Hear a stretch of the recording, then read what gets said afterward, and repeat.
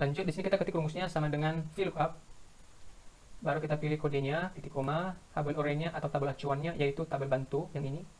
Kita blok ya, cukup yang isinya doang, ininya nggak usah ikut gitu ya. Setelah itu kita absolutkan, kita menekan tombol F4 di keyboard. Biar apa? Biar nggak error rumusnya ketika kita kopikan ke bawah. Halo teman-teman, kembali lagi di channel BFL. Kali ini kita akan membahas soal dari HRD. Ini kebetulan soalnya dari teman saya yang sedang proses interview di suatu perusahaan sebagai admin. Dan dia ngechat juga seperti ini.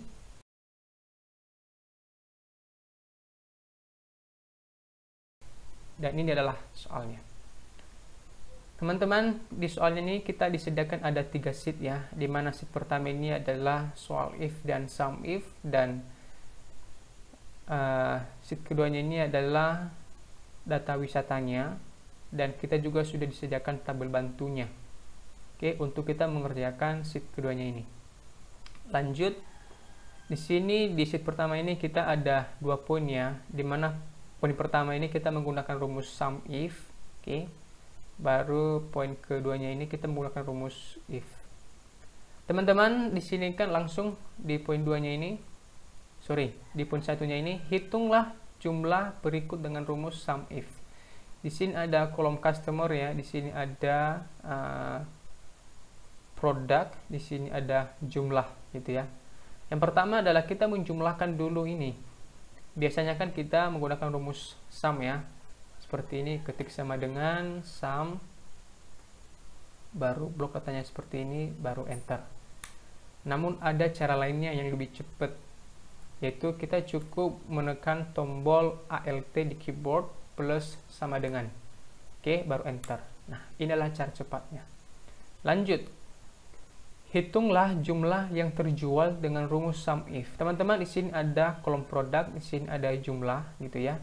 Jadi di sini tuh kita cukup menjumlahkan produk per saja. Di sini kan ada 3 nih per ini. 1, 2, 3 gitu ya. Nah, untuk ini karena terpisah, kita menggunakan rumus sum if. Oke. Ketik rumusnya sama dengan sum if. Range-nya adalah ini ya, produk. Setelah itu rumusnya kita kunci, kita menekan tombol F4 di keyboard, atau bahasanya diabsolutkan, supaya nanti rumusnya tidak error ketika rumus ini kita kopikan ke bawah. Oke. Setelah itu titik koma. Kriterianya adalah kita pilih produk ini, karena kita mau mencari nilainya per ini. Titik koma. Sum range-nya adalah ini jumlahnya. Sama seperti tadi kita absolutkan, kita menekan tombol F4 di keyboard. Setelah itu tutup kurung, enter. Nah, ini adalah jumlah per, yaitu 875. Kita cek ya. 1, 2, 3. Nah, kita lihat yang di bawah ini 875. Sama ya jumlahnya ya.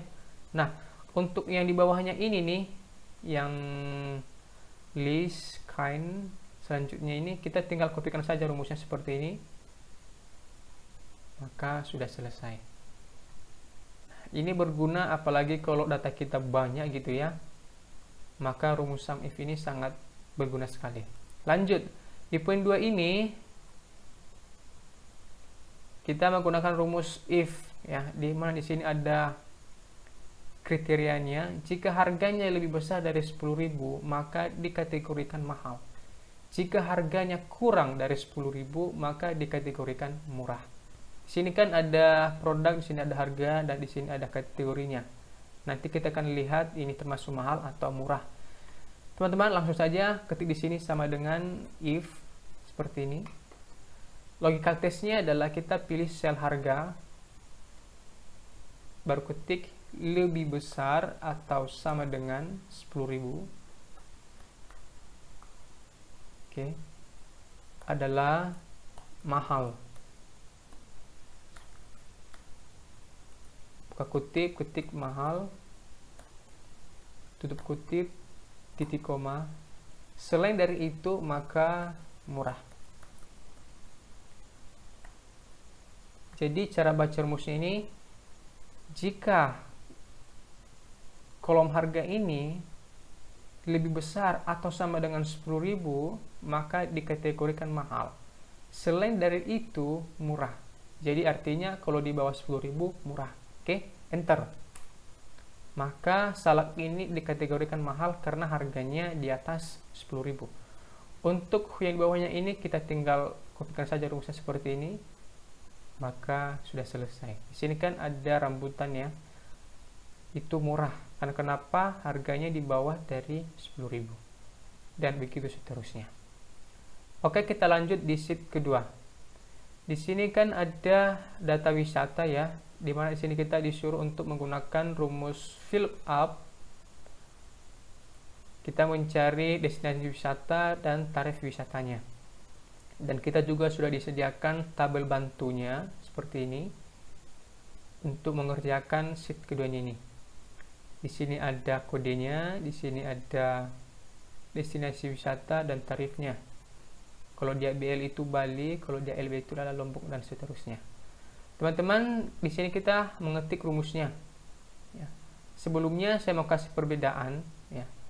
Apa itu fill up dan halo up, bisa dicek video kita sebelumnya supaya lebih jelas. Tapi seringkas, karena ini kita mengambil datanya secara vertikal, berarti kita menggunakan rumus fill up. Tetapi kalau datanya kita mengambilnya secara horizontal ke samping gini, berarti kita menggunakan rumus halo up ini ya. Supaya lebih spesifiknya, kalau fill up itu adalah mengambil data secara kolom, sedangkan kalau halo up itu adalah mengambil data secara baris. Lanjut, di sini kita ketik rumusnya sama dengan fill up. Baru kita pilih kodenya, titik koma, tabel array-nya atau tabel acuannya, yaitu tabel bantu yang ini. Kita blok ya, cukup yang isinya doang. Ininya nggak usah ikut gitu ya. Setelah itu kita absolutkan, kita menekan tombol F4 di keyboard. Beri apa? Biar nggak error rumusnya ketika kita kopikan ke bawah. Setelah itu titik koma. Oke. Kolom indeksnya yaitu karena kita mau mengambil kolom destinasi, berarti itu adalah ada di kolom kedua ya. Ini kan 1, ini 2, berarti 2 sini kolom kedua maksudnya. Titik koma, baru pilih false, tutup kurung, enter. Maka kalau kodenya itu ML berarti adalah Malang. Nah, untuk yang bawahnya ini kita tinggal ketikkan saja rumusnya. Dan hasilnya seperti ini. Seandainya ini kita nggak absolutkan atau kita nggak kunci rumusnya, maka yang di bawahnya ini error. Gitu ya, error. Karena sel yang di tabel yang sini itu bisa berubah kemana-mana gitu selnya. Lanjut, untuk yang tarif wisata ini juga sama. Kita menggunakan rumus fill up. Ketik sama dengan fill up, baru kita pilih kodenya, titik koma, tabel array-nya atau tabel acuannya yaitu tabel bantu, sama seperti tadi kita blok isinya doang. Oke, baru kita absolutkan, kita menekan tombol F4 di keyboard, titik koma, kolom indeksnya yaitu di kolom ketiga ya, tarif wisata kolom ketiga, titik koma, baru pilih false, tutup kurung, enter. Untuk yang bawahnya ini kita tinggal kopikan saja rumusnya seperti ini, maka sudah selesai.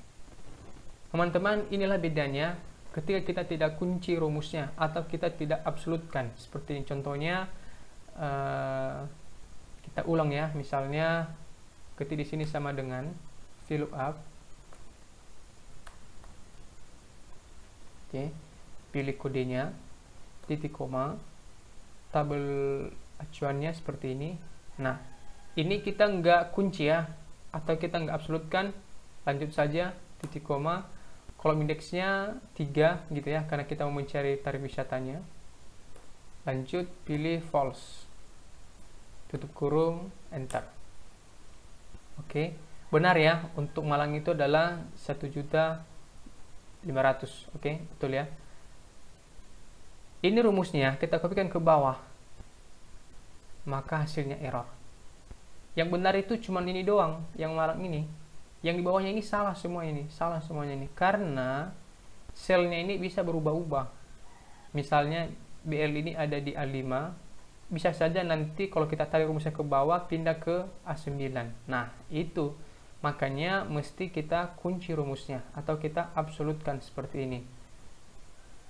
Oke, itulah kenapa mesti kita kunci rumusnya. Oke, setelah ini kita copy rumusnya ke bawah. Nah, selesai kan? Dia nggak error karena rumusnya kita sudah absolutkan. Teman-teman, kita sudah selesai membahas rumus sum if, dan juga rumus VLOOKUP. Dan bagi teman-teman yang masih bingung ya, apalagi penggunaan rumus VLOOKUP dan HLOOKUP dan apa perbedaannya, bisa ngecek video kita sebelum-sebelumnya di channel ini. Dan masih banyak juga rumus-rumus yang lainnya. Dan ini juga nanti soalnya saya taruh di deskripsi supaya teman-teman bisa download dan bisa latihan gitu ya cara mengerjakannya. Teman-teman, semoga bermanfaat. Jangan lupa subscribe channel ini, like dan komen. Terima kasih.